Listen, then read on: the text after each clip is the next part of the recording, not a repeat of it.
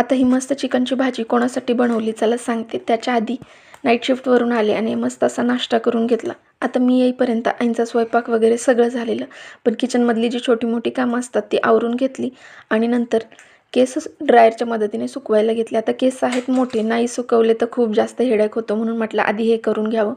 आता मी करते म्हणून पृथ्वीलाही तेच करायचं होतं. तर चला सांगते का बनवली चिकनची भाजी. तर आज सकाळपासून माझा मूड खराब होता. अहोंना म्हटलं मला माहेरी जाऊ द्या, पण त्यांनी काही मला जाऊ दिलं नाही. आता मी रुसवायच्या पहिलेच अहो माझ्यावर रुसून बसले. आता त्यांना मनवायला म्हटलं चला चिकनची भाजी बनवून घेऊयात. आता थोडीशी वेगळ्या पद्धतीने आज बनवायची होती.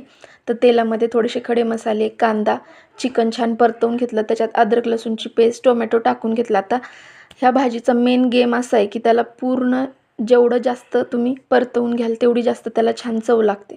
मग त्याच्यात घरातले सगळे मसाले, चिकन मसाला वगैरे टाकून घेतला आणि थोडंसं दही होतं ते देखील टाकून घेतलं. आता ही भाजी चिकन कढई म्हणतात याला. थोडीशी वेगळ्या पद्धतीने आहे पण छान लागते.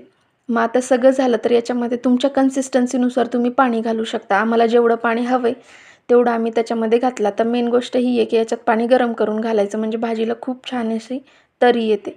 मग छान भाजी वगैरे उकळली आणि आम्ही मस्त जेवण केलं.